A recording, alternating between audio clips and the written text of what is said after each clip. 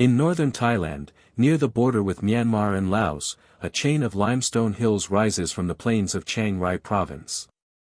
The rock is pale and layered, shaped over millions of years by water and pressure. Beneath these hills lies the Tam Luang Nong Non cave system, a network of chambers and narrow passages that extend deep into the mountain. During the dry season, the entrance is open and accessible. Visitors walk along a sloping path into cool air and dim light. The cave floor is uneven. Stalactites hang from the ceiling. The sound of water echoes faintly in the distance. Local signs warn that the cave floods during the monsoon months, usually beginning in July. By late June, rain can already be gathering in the hills. The mountain stands quietly above farmland and forest. Villages sit at its base. Children ride bicycles along the road that leads to the entrance. On most days, the cave is still. It does not announce what it will become when the rains arrive. The group known as the Wild Boars was a junior football team based in Mae Sai District, Chiang Rai Province. The players were boys between 11 and 16 years old. Their assistant coach, Ekapol Chantawong, was 25. Practices were held regularly on a local field. The team competed in regional youth tournaments and trained under routine discipline. Many of the boys came from families working in agriculture or small trade near the border. Several were stateless, part of ethnic minority communities in northern Thailand. Football provided structure. It offered travel, teamwork, and a shared identity. After training sessions, the boys often remained together, riding bicycles or exploring nearby areas. Ekapol Chantawong, known as Ek, had spent part of his youth in a Buddhist monastery after losing members of his immediate family. During that period, he learned meditation practices focused on breathing and stillness. He later returned to civilian life and began assisting with the team. Those who knew him described him as quiet and patient. On Saturday, June 23, 2018, the team completed a practice session in the afternoon. It was the birthday of one of the players. After training, several boys planned to visit Tam Luang Cave, a place some had entered before during the dry season. The visit was not unusual. The cave was a known local site. Bicycles were left at the entrance, as visitors commonly did. At that time of year, the monsoon season was approaching but had not yet reached its peak. Weather patterns in northern Thailand can shift quickly. Short bursts of rain are common in late June. Flooding inside the cave does not require prolonged storms. Water from the hills drains through narrow passages, filling low chambers first and then spreading deeper. The group entered the cave in the late afternoon. They carried no specialized equipment.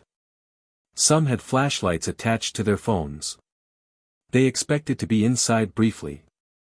There was no indication at the entrance that conditions had already begun to change further inside the mountain. Outside, the sky remained unsettled. By early evening, rainfall increased. Parents began to notice that the boys had not returned home.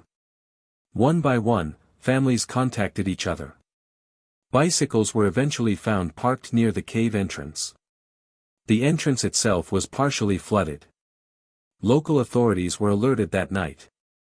The mountain, which had appeared unchanged for decades, had begun to hold 12 boys and their coach somewhere beyond the reach of daylight. Inside the cave, the team had moved beyond the main chamber, following a familiar route that curved inward through narrowing corridors. During the dry season, these passages are accessible on foot. The ground is firm. Shallow pools remain in depressions, but they do not block movement. On June 23, 2018, rainfall began to collect in the upper sections of the mountain while the group was still inside. Water flowed through fissures in the limestone and into the cave system. The first signs would have been subtle. Damp ground. A thin current moving across the floor. Then the level began to rise. When the boys and their coach attempted to return toward the entrance, sections of the passage were already submerged. Visibility inside the cave is limited even under normal conditions. With floodwater, sediment clouds the space. Light from small torches reflects off the surface, offering little depth perception. Moving forward requires wading or swimming through narrow channels with uneven rock beneath. At some point, retreat became impossible. The way out had filled completely. The group moved deeper into the cave, seeking higher ground. They advanced along sloping rock, passing through constricted sections until they reached an elevated mud bank known locally as Pattaya Beach, and later moved further to a dry ledge beyond. Outside, rescue teams gathered at the entrance. Pumps were installed. Divers assessed the flooded tunnels. The distance to where the group was believed to be trapped measured more than 4 kilometers from the entrance, through passages that had become submerged and unstable. The cave had shifted from a place of exploration to a sealed environment. The return path no longer existed. Chapter 4, 18 Days in Darkness. Target, 1,000 words. When the passage behind them filled completely, the group settled on a raised section of rock beyond Pattaya Beach. The chamber was uneven and partially dry. The ceiling lowered in places. There was no natural light. The only illumination came from small torches and mobile phone screens, used sparingly until their batteries failed. Food supplies were minimal. The boys had not entered the cave prepared for a long stay. Some had small snacks left from training, but these were consumed early. After that, there was no food. Water was available in the form of droplets running down limestone walls and pooled rainwater collected from the flooding. They drank from the cave itself. Ekapol Chantawang assumed responsibility for maintaining order. According to later accounts, he encouraged the boys to remain still to conserve energy. Movement would increase hunger and dehydration. He instructed them in slow breathing techniques he had learned during his time in a monastery. The method was simple: focus on breath, reduce panic, limit unnecessary speech. In darkness, stillness became a form of structure. Time inside the cave could not be measured precisely. Without daylight or clocks, the passage of hours blurred. The group marked time loosely through sleep and waking cycles. They lay close together for warmth. The temperature inside the cave remained relatively stable, but prolonged dampness increased discomfort. Mud-coated clothing. Skin softened from moisture. Outside, the rescue operation expanded rapidly. Thai Navy SEALs arrived, along with local volunteers, police, and military personnel. Pumps were brought in to remove water from the entrance chambers. Engineers assessed the terrain above the cave for possible drilling locations. Rain continued intermittently, complicating efforts to reduce water levels. International cave divers soon joined the operation. Specialists from the United Kingdom, including John Volanthen and Rick Stanton, arrived in Thailand on June 28. Both had extensive experience in cave diving under restricted conditions. The environment inside Tam Muang was complex. Narrow passages, sharp turns, and low visibility made progress slow. Guide ropes were installed to mark a path from the entrance deeper into the cave. Diving through flooded limestone tunnels requires careful movement. Tanks scrape against rock. Air supply must be calculated precisely. In some sections, divers must remove tanks and push them ahead to pass through constricted openings. Visibility can fall to zero when sediment is disturbed. Each advance requires patience. For several days, divers pushed further inward but did not locate the group. Rising water forced temporary retreats. Oxygen levels in deeper chambers were unknown. The boys remained beyond the reach of voice or light. Inside the chamber, hunger intensified. After several days, without food, the body begins to conserve energy. Weakness sets in gradually. Movements become deliberate. Standing requires effort. The boys reportedly took turns digging shallow channels in the mud to divert dripping water away from where they sat. They attempted to keep their space as dry as possible.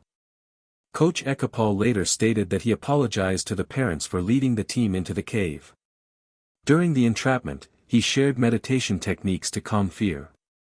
Survivors described long periods of silence broken by brief conversation. Some boys slept for extended intervals. Others remained awake, listening to the sound of water echoing through the tunnels. On July 2, 2018, 9 days after the group entered the cave, British divers John Volanthen and Rick Stanton reached a chamber beyond Pattaya Beach. As they moved their lights across a muddy ledge, figures appeared in the darkness. The boys were gathered together, thin and covered in mud but alive. The moment was recorded on video by the divers. The footage shows the boys seated on the slope, responding to questions in English. They asked what day it was. When told that many people were coming to help, they remained composed. At that point, none of them had eaten for more than a week. Divers assessed their condition briefly and then began the long swim back to the entrance. Reaching the group had required hours of submerged navigation. Exiting would take similar time. Supplies were sent in stages: food gels, thermal blankets, and medical assistance. Communication lines were gradually extended deeper into the cave. Medical teams evaluated the boys' health remotely at first. Malnutrition was evident. Some showed signs of mild hypothermia. Oxygen concentration in the chamber measured lower than normal atmospheric levels, at approximately 15% compared to the typical 21%. Prolonged exposure to reduced oxygen can impair judgment and physical strength. The question of extraction remained unresolved. Teaching 12 boys with no diving experience to navigate flooded tunnels in low visibility posed significant risk. Monsoon forecasts indicated that heavy rain could return at any time, potentially reflooding sections that had been partially pumped out. For several days after the discovery, rescuers delivered supplies and worked to stabilize conditions. Air tanks were positioned along the route to provide emergency reserves. Additional pumps operated continuously at the entrance. Thousands of volunteers supported logistics above ground, from managing traffic to preparing food for rescue workers. Inside the chamber, routine became defined by waiting. Food deliveries allowed limited recovery. The boys consumed small portions to avoid overwhelming weakened digestive systems. Medical personnel provided basic examinations once divers could remain longer in the chamber. The physical environment did not change. Darkness persisted. Water continued to move through unseen channels. The boys remained seated on the mud bank, conserving strength. Rescue teams debated options: wait for water levels to drop naturally at the end of monsoon season, drill from above despite uncertain positioning, or conduct a full underwater extraction. Waiting carried its own risks. Oxygen levels were gradually declining as more rescuers entered the cave. The chamber was not ventilated naturally once the flooding sealed airflow. Calculations suggested that extended delay could lead to critical conditions. By early July, the decision moved toward immediate extraction through diving. The operation would require sedation to prevent panic underwater. Each boy would be accompanied by experienced divers through narrow, submerged passages stretching over 4 kilometers. The route included tight bends and sections barely wider than a person. Inside the cave, the group prepared quietly. Equipment was fitted in stages. Divers explained procedures using simple terms and demonstration. There were no rehearsals possible for the full route. Conditions inside the flooded tunnels could not be replicated. Elsewhere, the mountain remained silent above them. 18 days had begun with a routine visit after football practice. Now the only path outward lay through water that had sealed the entrance behind them. As preparations for extraction intensified, conditions inside the cave grew more fragile. Oxygen levels in the chamber where the boys were sheltering had fallen to approximately 15%. Rescue planners monitored the decline carefully. Every diver entering the system consumed part of the limited air supply. Pumps continued to remove water, but rainfall remained unpredictable. On July 6, 2018, during operations to place additional air tanks along the route, a former Thai Navy SEAL named Samon Kyunan lost consciousness underwater while returning from the chamber area. He had volunteered to assist with logistical support inside the cave. Despite attempts at resuscitation, he was pronounced dead. His death marked the first fatality directly connected to the rescue effort. The incident underscored the risk facing everyone involved. The passage from the chamber to the entrance required hours of submerged navigation through confined spaces with no visibility. Strong currents persisted in sections where water continued to flow inward from the mountain. Even experienced divers described the route as one of the most challenging of their careers. After Cunan's death, discussions intensified regarding the timing of extraction. Waiting for the monsoon season to pass could mean months inside the cave, with declining oxygen and uncertain structural stability. Drilling from above remained technically uncertain due to the depth and composition of the limestone. The option of teaching the boys to dive without sedation was considered too dangerous. Medical specialists proposed a controlled extraction using full-face masks and anesthesia to prevent panic. The plan required each boy to be sedated before entering the flooded passages. Divers would guide them individually through the submerged route, maintaining air supply and monitoring breathing throughout the journey. The decision carried inherent risk. Administering anesthesia in a cave environment, without standard hospital infrastructure, presented medical challenges. However, planners concluded that conditions inside the chamber would not remain stable indefinitely. Outside, families waited near the cave entrance. The operation had drawn international attention, but within the command center the tone remained procedural. There was no certainty of outcome. The plan would proceed in stages, beginning on July 8, 2018. On July 8, 2018, the first extraction phase began. Each boy was prepared in the chamber by a team that included divers and medical personnel. They were fitted with full-face masks designed to maintain a secure air supply even if consciousness fluctuated. An anesthetic was administered to reduce movement and prevent panic during submersion. One by one, the boys were guided into the flooded passages. A lead diver managed direction and navigation along the installed guide rope. Another followed behind, monitoring equipment and ensuring the mask remained sealed. In narrow sections, divers maneuvered carefully to avoid dislodging air tanks or striking rock surfaces. The journey to the entrance required several hours. Upon reaching dry sections closer to the cave mouth, stretcher teams carried each boy to ambulances waiting outside. They were transported to Chiang Rai Prakanukro Hospital for medical evaluation and isolation, due to concerns about infection after prolonged exposure to cave conditions. 4 boys were extracted on the first day. 4 more followed on July 9. On July 10, 2018, the remaining 4 boys and Coach Ekapal were brought out through the same submerged route. The operation concluded later that evening. The cave system, once sealed by floodwater, was gradually cleared of personnel. Pumps continued to operate as equipment was removed. After 18 days inside the mountain, all 13 members of the group were confirmed alive. The boys remained in hospital for observation for more than a week.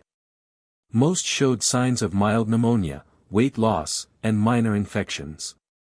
All recovered physically. Memorial services were held for Saman Kunan, whose death became a solemn marker of the risks undertaken during the rescue.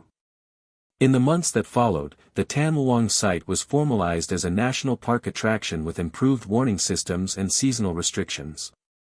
The event entered public record as one of the most complex cave rescues ever completed. The mountain remains in Chiang Rai, unchanged in form. Beneath it, water continues to move through stone as it has for centuries.